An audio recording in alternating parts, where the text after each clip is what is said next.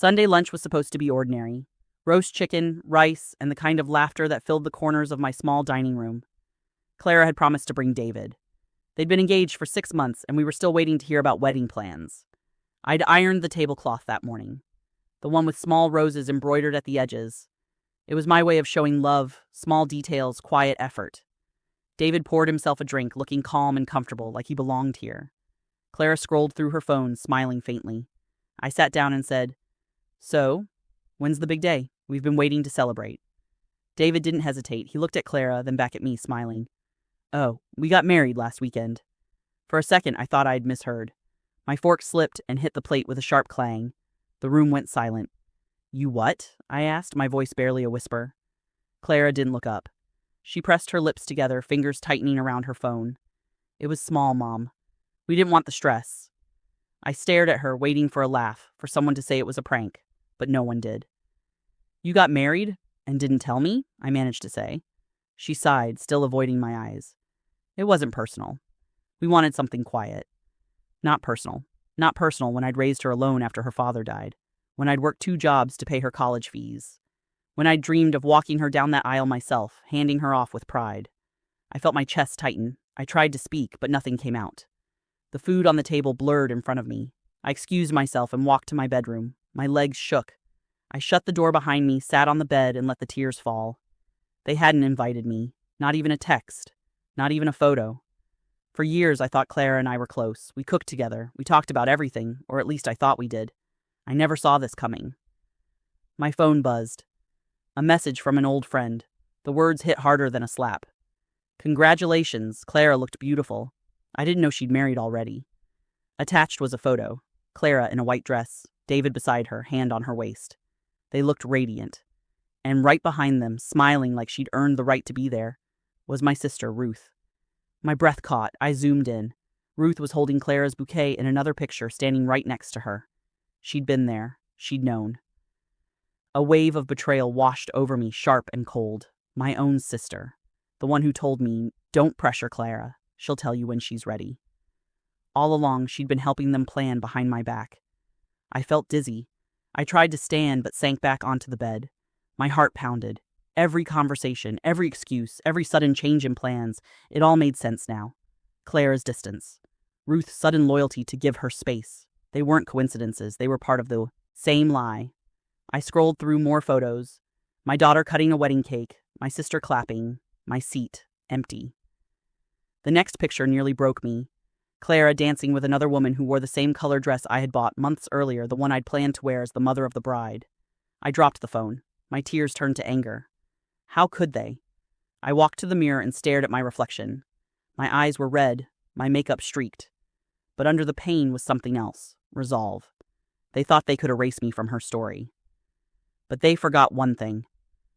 I was the one who wrote the first chapters. The people I loved most had chosen deception over honesty, and they'd done it together. That's when I realized this wasn't an accident, it was a plan. A cruel one. That's when I realized the people I trusted most planned this together. What would you do if your own child got married behind your back, and your own sister helped hide it? The days after that lunch felt unreal. I kept replaying David's words in my head, that calm smile as he said, "We got married last weekend." It wasn't the kind of betrayal that came with shouting or fighting. It was quiet, cold, planned. And when a betrayal is planned, it hurts worse. I started thinking back the months leading up to that day. Clara had been different, distant. She used to call every night after work. Then suddenly she stopped. I'd call and she'd say, "Sorry, Mom, I'm tired." Our conversations became shorter, emptier. I told myself it was normal. People get busy. Whenever I asked about the wedding, she'd change the subject. "We're still deciding," or "You'll know soon." I thought she was being private, not secretive. I didn't see the difference then. My sister Ruth would always jump in to defend her. "Give her space," she'd say, sipping her tea like she knew everything.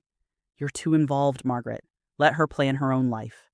It sounded harmless, but now I know she wasn't protecting Clara's independence. She was protecting Clara's lie. I began noticing small things I'd ignored before.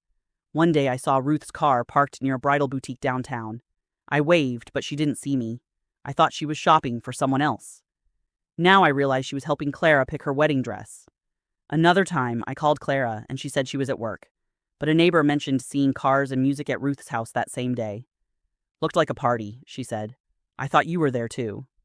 No, I wasn't. I was sitting alone, wondering why my daughter never had time to visit anymore. Piece by piece, the puzzle came together.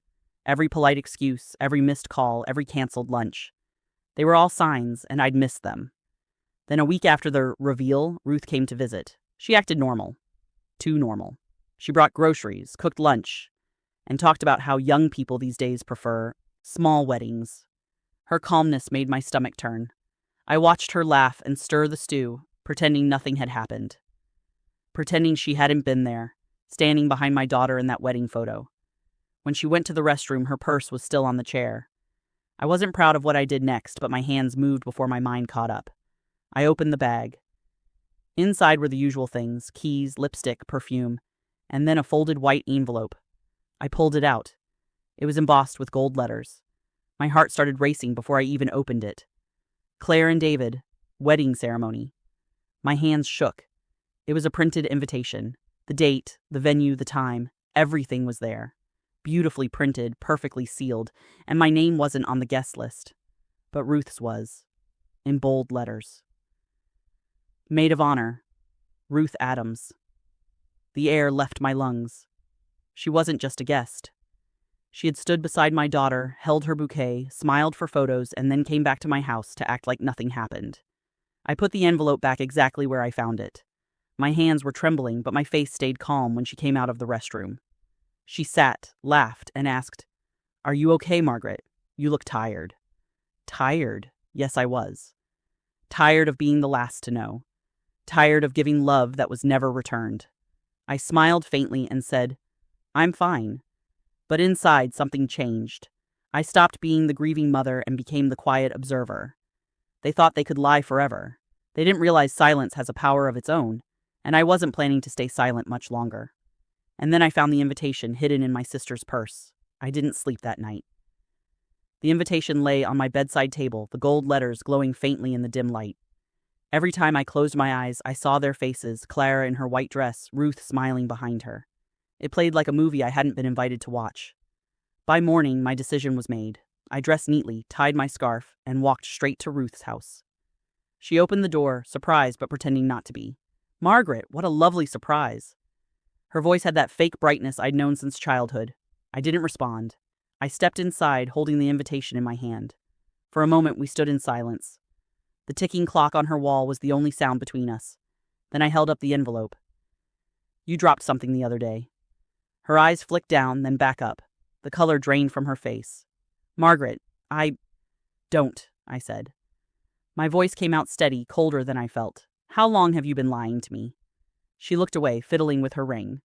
"It wasn't my decision. Clara didn't want to upset you." "Upset me?" I snapped. "You mean she didn't want me there?" Her shoulders slumped.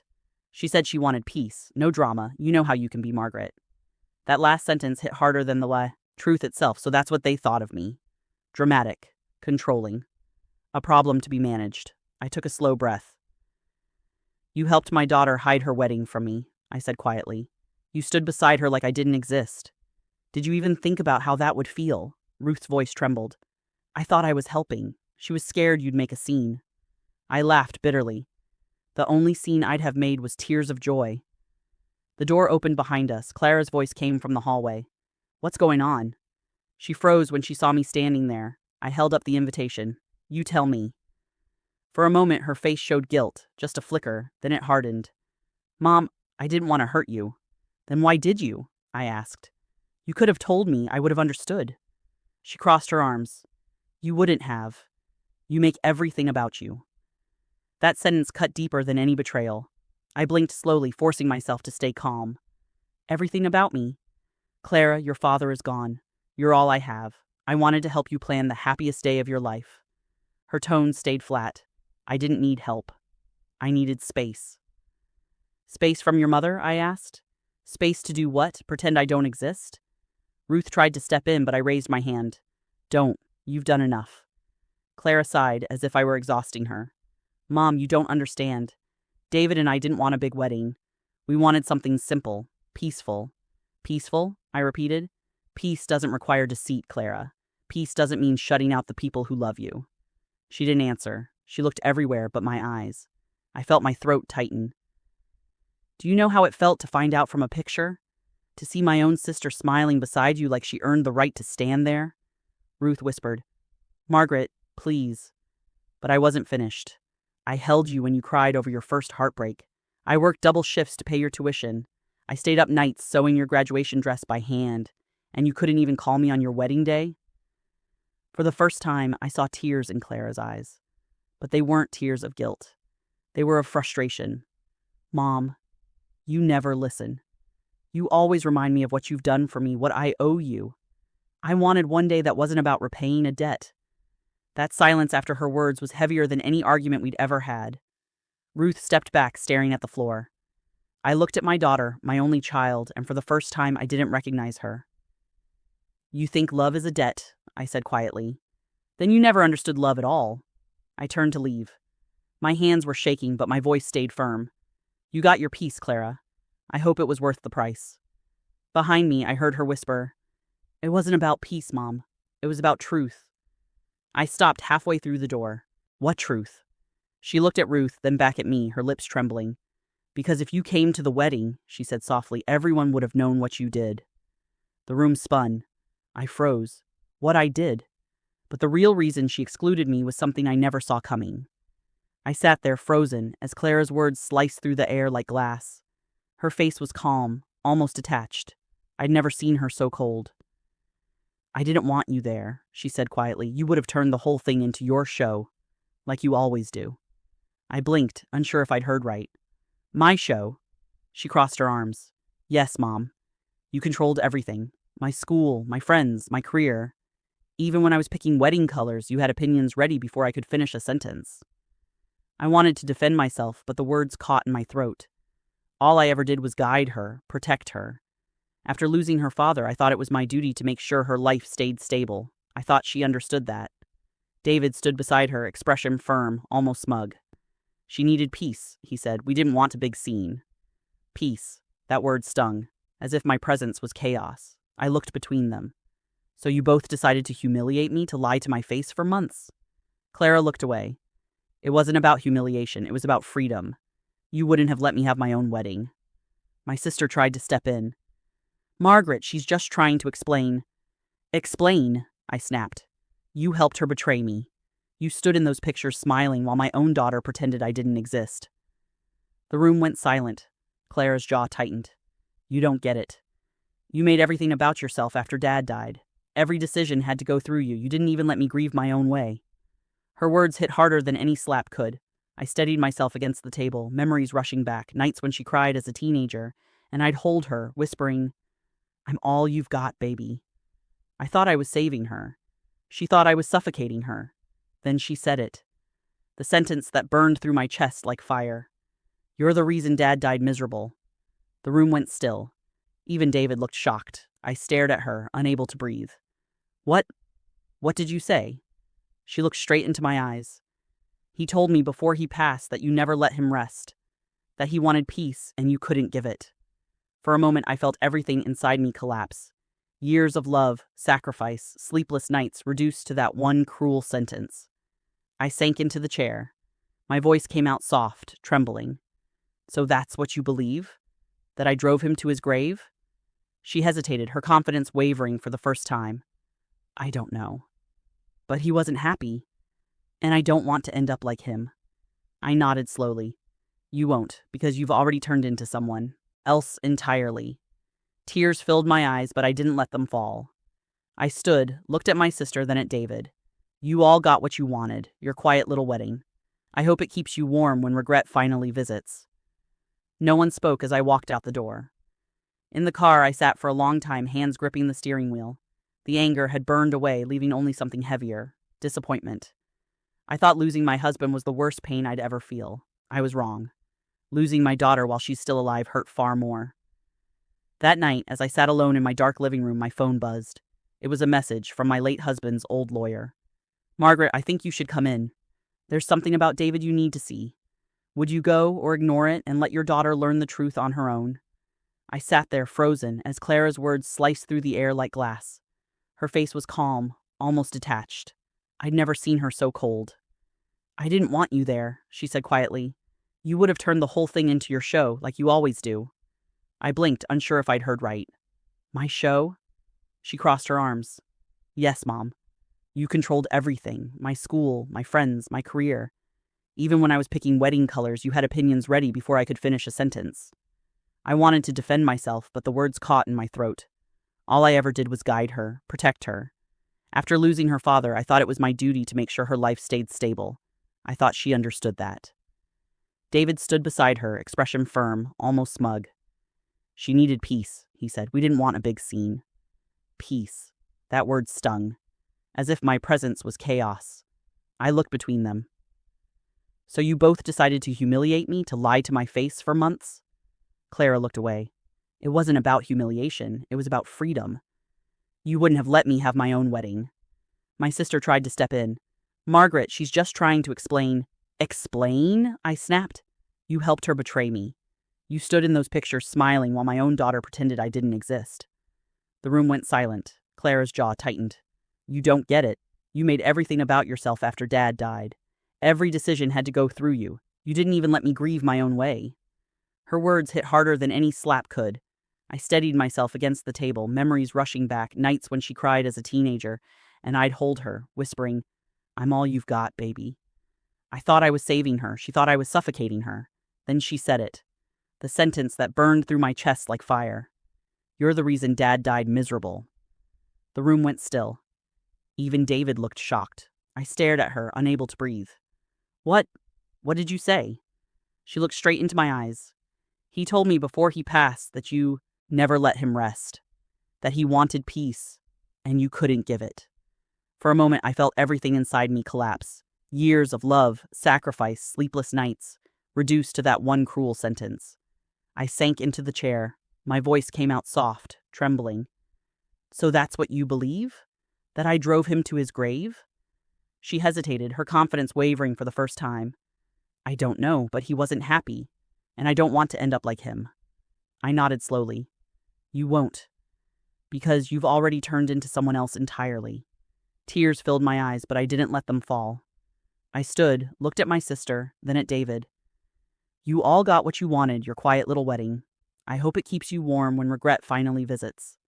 No one spoke as I walked out the door. In the car, I sat for a long time, hands gripping the steering wheel. The anger had burned away, leaving only something heavier, disappointment.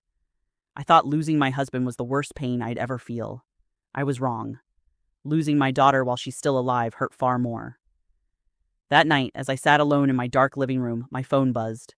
It was a message from my late husband's old lawyer. Margaret, I think you should come in. There's something about David you need to see. Would you go, or ignore it, and let your daughter learn the truth on her own?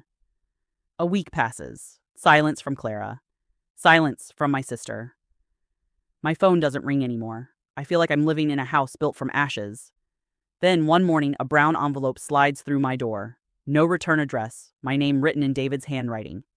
Inside, a folded letter, 3 pages. He begins with an apology. Says he never wanted things to go this way. That Clara was breaking down under pressure. That I had become a shadow she couldn't escape. His words slice deeper than silence ever did. Then he starts defending himself. He writes, I did what I had to do. Clara needed freedom. I gave it to her. I'm shaking, but then I see the last page, a single line that stops my breath cold. Your sister promised me part of your husband's estate once you're gone. The words don't make sense at first. I read them again. And again. The realization hits this wasn't just about Clara's resentment. It was about money, control, my husband's estate. My sister had been whispering in David's ear long before the wedding, maybe even before my husband died. I remember how she took charge of the paperwork, how she insisted on being the one to help with the lawyer. I thought it was kindness. Now I see it was strategy. I pick up my phone and dial her number. No answer. I call Clara, straight to voicemail. The house feels smaller now, the walls listening. Then I hear a car pull up outside, a familiar engine. I look through the curtain. It's my sister stepping out with a forced smile and a gift bag in hand. In that moment, I realized the betrayal wasn't over. It was still happening. Would you open the door and face her, or pretend you're not home and watch her from behind the curtain? The financial betrayal and hidden truth. After David's letter, something inside me shifted. The pain didn't go away, but it became sharp, focused. I stopped crying and started paying attention. Every memory of my sister's concern felt like a scene from a bad play. Every phone call from Clara, every soft, "Mom, don't worry about us," sounded like an echo of guilt. I decided to find out the truth, not about their marriage, but about the money my husband left behind. He'd worked his entire life for that estate, the house, the stocks, the savings. Before he passed, he said, "Make sure Clara never wants for anything." I promised him I would, but standing in my kitchen that morning, coffee going cold in my hand, I realized he never said trust anyone else with it. So I made an appointment with Mr. Harrison, our family lawyer, the same man who handled every paper when my husband died. He greeted me kindly, like always. But when I told him why I was there, that I needed to review my trust and estate documents, his smile faltered. "Of course," he said softly, "though I was under the impression we'd already handled some recent adjustments." I frowned. "Adjustments?" He turned to his computer and opened a folder. "There was a request a few weeks back. We were told it came from you." The screen lit up with a scanned form. My eyes went straight to the signature. My name copied almost perfectly, but not mine. The handwriting was smoother, practiced, and above it, my sister's name.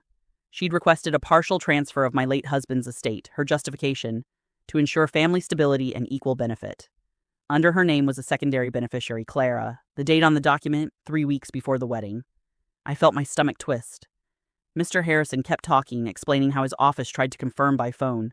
"We called the home line twice, Mrs. Wallace. No answer. Your sister picked up once, said you were under the weather. She sounded convincing." Convincing. Of course she did. My sister has always had a voice made for pretending. My hands were trembling. I gripped the desk. "Was the transfer processed?" He shook his head. "No. The bank flagged it for verification. It's pending, but it hasn't cleared." Relief came first, then fury, cold, controlled fury. I thanked him, asked him to print every document and to prepare new ones. We sat there for 2 hours, revising, revoking, rewriting. By the time I signed the last paper, I had moved every account, every stock, every asset into new trust structures, ones my sister and Clara could never touch. When I left the office, I felt lighter. For the first time in months, I wasn't grieving. I was thinking clearly. But the clarity came with pain.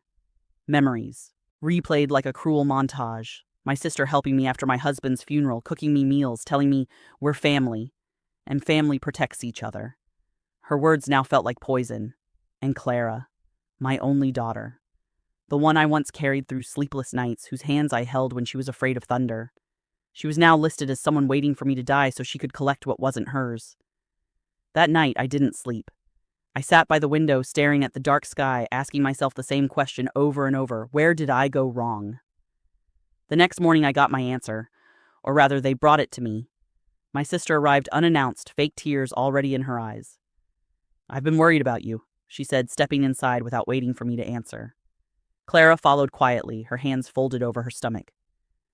David stood outside near the car, pretending to make a call. They all looked uneasy, the kind of unease guilty people wear like perfume. My sister started, "Clara told me things have been hard for you. We didn't want to upset you, but there's something we need to talk about."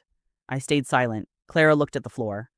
"Mom, we've been struggling a bit. The rent, the baby on the way, and David lost his job last month. We thought maybe—" I raised a hand. "Maybe what?" My sister spoke quickly. "Maybe you could release some of Dad's estate funds early, while you're still here to bless her with it. While I'm still here." The words made my chest tighten. They didn't even try to hide it anymore. I looked at Clara, my daughter, and asked softly, "Did you know about the transfer request?" Her silence was enough. I leaned back in my chair, studying their faces. I saw no shame, only expectation. Then I smiled. The kind of smile that comes when you've already decided how the story ends.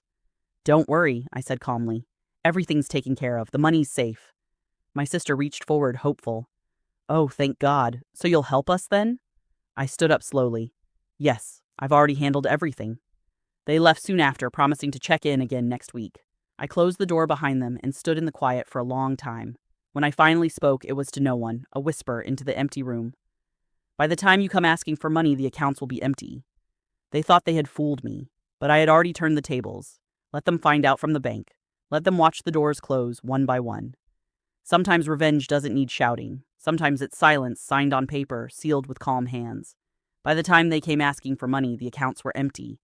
Would you confront them and watch their faces fall, or let them find out the hard way when the bank says there's nothing left? Turning point, justice without violence. 3 weeks passed after I moved the estate. No calls, no visits, just silence. I thought maybe they had finally given up. Maybe guilt had settled in and made them stay away. But guilt is rarely that noble. That Thursday afternoon I heard a knock. 2 shadows through the frosted glass, familiar, hesitant. When I opened the door, Claire and David stood there. He carried a small bouquet of roses, and she held a tin of cookies like a peace offering from childhood. "Hi, Mom," Clara said softly. Her voice was sugar mixed with glass. I stepped aside and let them in. They walked in carefully, like guests instead of family. We sat in the living room, the same one where I once braided her hair and helped her study for exams. Now it felt like enemy territory. Clara started, "We've been doing some thinking about everything that's happened." David nodded quickly. "We shouldn't have hurt you. We were overwhelmed. The wedding, it just happened fast." I looked at them quietly. They wanted me to nod, to forgive, to make it easy. But I'd learned that silence was more powerful than sympathy. Clara reached out, touching my hand. "Mom, we're struggling. The house needs repairs and the bank is on our necks. We didn't come to fight. We came to ask for a little help." There it was. The truth, wrapped in soft voices and fake remorse. I studied her face. She looked tired, but not broken. David looked nervous, his knee bouncing under the table. I smiled faintly. "Help," I repeated. "You mean money." Clara's eyes filled. "Mom, please don't make it sound ugly." I stood, walked to my cabinet, and pulled out a thin folder. Their eyes followed me as I laid it on the table. I slid it toward David. "Read this." He hesitated, then opened it. The color drained from his face. Pages of printed documents, signatures, and bank forms, the fraudulent transfer requests, the forged signatures, the list of accounts they tried to reach. Clara leaned forward, scanning the pages. Her lips trembled. "Where did you get these?" I met her eyes. "From the lawyer who handled your father's estate, the man you tried to deceive." Her voice cracked. "I didn't." "You did," I said, calm but sharp. "You signed it. You asked my sister to pose as me. You thought I wouldn't find out, but I always do." David tried to speak. "We were desperate. Your sister said—" I cut him off. "My sister said what you wanted to hear? That I'd die soon? That it's better to handle things early?" No one spoke. The clock ticked loud in the silence. I walked to the window, staring at the gray sky outside. "Do you know what hurts most? It's not the lies. It's that you looked at me, called me mother, and planned to steal from me at the same time." Clara stood slowly, tears in her eyes. "I didn't mean for it to go that far. David said it was paperwork. You thought I wouldn't live long enough to notice." Her face crumpled. "No, Mom." I turned and looked at her with tired eyes. "Don't call me that when it suits you." David tried to reach for the folder. I stopped him. "Leave it." He swallowed hard. "So, what are you going to do?" "Nothing."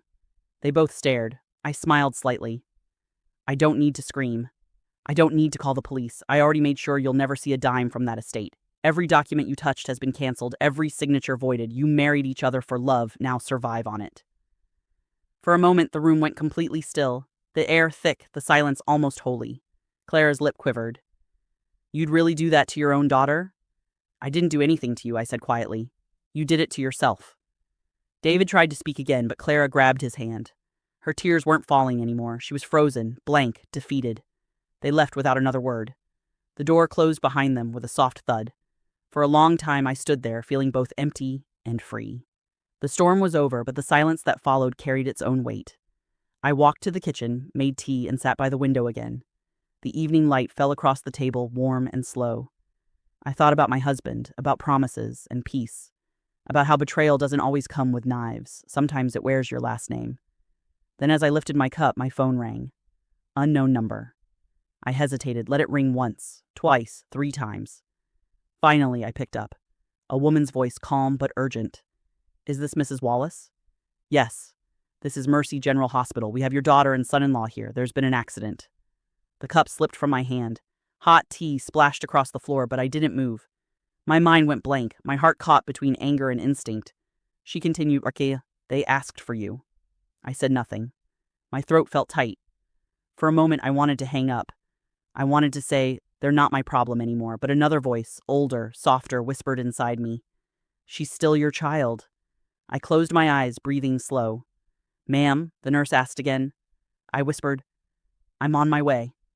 They left my house in silence, but my phone rang again that night from the hospital. Would you answer after everything they did, or would you let them face their fate alone? The hospital smelled like antiseptic and sorrow. I walked through the corridor slowly, the echo of my shoes mixing with distant beeps and muffled cries. When I reached the emergency ward, I saw her, Clara, sitting on the floor, her face buried in her hands. Her hair was tangled, her dress torn at the shoulder. She looked smaller, fragile, nothing like the confident woman who once said I was the problem. When she saw me, she stumbled to her feet. "Mom!" Her voice cracked. Then she fell into my arms, shaking. For a long moment, neither of us spoke. Her tears soaked through my blouse. My arms tightened around her without thinking. Anger, betrayal, pride. All of it dissolved under the sound of her sobbing. I pulled back slightly and looked at her. "Where is he?" She pointed toward the room down the hall, her hand trembled. "He's alive. But they said he may never walk again." I nodded, my throat tight. We walked together in silence. The door opened with a soft creak. Inside, David lay motionless, tubes running from his arms. His face was pale, his body wrapped in white. Machines beeped rhythmically, keeping time with the heavy weight in the room. Clara walked to his bedside, touched his hand, and broke again. He was driving to meet a client. The tire blew out. He lost control. I stood near the window, watching her cry. The same woman who once planned to take everything from me was now holding the hand of a man who couldn't move. She turned to me suddenly, tears streaming. "I should have never shut you out. I should have let you be part of our life." Her voice cracked between words. "You were right about everything." I didn't speak. I walked to her, handed her a tissue, and sat beside her quietly. For a long time, we said nothing. The sound of the heart monitor filled the silence. She whispered, "Do you hate me?" I looked at her, really looked. Her face was swollen from crying, her eyes red, her shoulders shaking. "No," I said finally. "Hate takes too much from the person who carries it. I've already lost enough." Her hand reached for mine slowly, hesitantly. I didn't pull away. "I thought freedom meant cutting you out," she said, "but now I see I was cutting off love." I sighed. "You were lost. We all lose ourselves sometimes. The question is whether we find our way back." Her grip tightened. "Can I come home?" I looked at David, then at her. "Not yet. You need to heal, both of you. But when you're ready to start over, I'll be here." Her tears flowed harder, but this time they weren't from despair. They were from release. We sat there for hours, watching the machines hum, the sky outside turning from gray to night. Nurses came and went, but we didn't move. It felt like years of distance shrinking in slow, painful inches. When I finally stood, Clara rose too. She hugged me again, tighter than before. "Thank you," she whispered. I kissed her forehead gently. "You're still my daughter, Clara. That never changed. I was angry, not gone." She nodded, her lips trembling. Before I left, I looked one last time at David. For all his faults, he was still human, broken, humbled, punished enough by life itself. As I stepped into the cool night air outside the hospital, I realized something simple and heavy. Forgiveness isn't about deserving. It's about freeing yourself from the weight of yesterday. The city lights blurred through the tears in my eyes. I took a deep breath, steady and slow. Tomorrow would come, and with it, more healing, more rebuilding. But for tonight, peace was enough. In that moment, I had to choose resentment or mercy. And the truth is, mercy felt lighter. Would you forgive her now, or let her face it alone? 6 months passed before the silence between Clara and me began to sound less like distance and more like peace. Every Sunday, I visited her apartment. It was small, 2 rooms, plain curtains, no wedding photos on the wall. David sat in a wheelchair near the window, reading or watching the street below. Clara spent her days caring for him, feeding him, helping him dress, cleaning the apartment. The woman who once chased status and control now lived quietly, humbly. The first time I visited, she looked nervous, unsure of how to speak. "Thank you for coming," she said softly. I nodded. "How's he today?" "Some days are better than others." She tried to smile. I sat down and watched her move, slow, steady, calm. There was no bitterness in her voice anymore, no pride, only acceptance. Life had stripped away the masks, and what was left was something real. Weeks went by, and each visit grew a little easier. She started opening up about her regrets, her guilt, her sleepless nights. She said she couldn't forgive herself for what she'd done. One day, as I helped her prepare tea, she said quietly, "I didn't understand how much you loved me until I lost everything." I looked at her. "Love doesn't disappear, Clara. It only hides when pain gets too loud." Her eyes filled with tears. I thought I was protecting myself. but I was only destroying what mattered. I placed a hand on hers. You don't need to keep apologizing. What's done is done. Learn from it. Be better. We stood there in silence, two women who had hurt each other, both trying to rebuild what was broken. David spoke very little during my visits. He mostly listened, perhaps too ashamed to join the conversation. But once, as I was leaving, he said something I'll never forget. "Thank you," he murmured, voice weak but sincere, "for not turning your back completely." I looked at him and nodded. "You're living your punishment already. I don't need to add to it." Time softened the edges of the pain. The anger faded first, then the resentment. What stayed was the lesson, sharp and permanent. I realized peace doesn't come from revenge. It comes from understanding that you can't change the past, only your response to it. For years, I believed strength meant fighting back, proving a point, making them regret. But real strength, quiet strength, is walking away without losing your dignity. Claire and I never returned to what we once were, but we built something new. A careful relationship rooted in respect instead of guilt. She still called often, checking on me, sending small gifts. I never asked for those things, but I accepted them because they came from a sincere place. Sometimes when we'd sit together, she'd whisper, "I wish you'd been there at my wedding." And I'd smile gently and reply, "So do I, but some lessons need silence to sink in." The day I finally forgave her completely, I didn't tell her. I just knew. The weight in my chest was gone. I walked home that evening, the air crisp and quiet. The sun was setting, painting the sky gold and pink, colors that always reminded me of peace after storms. As I sat on my porch, I thought about everything I'd lost: trust, joy, the right to share in my daughter's happiness. But I also thought about what I'd gained: wisdom, strength, and calm. Family betrayal hurts deeper than anything else because it comes from the hands you once trusted to protect you. But healing begins when you stop chasing apologies and start protecting your peace. Some nights, I still see the photo, Clara in her white dress, my sister behind her. The pain has dulled now. I no longer see betrayal, I see a turning point. The moment I stopped living for others' approval and started living for my own sanity. They took my trust, they took my joy, they even took my place at the wedding. But they'll never take my dignity. Because dignity isn't given, it's guarded. And I've learned to guard mine with silence, grace, and distance. Family betrayal hurts deeper than anything, but healing begins when you stop chasing apologies and start protecting your peace. They took my trust, my joy, and my place at the wedding, but they'll never take my dignity. If this story touched you, subscribe for more true life stories of strength, betrayal, and quiet revenge.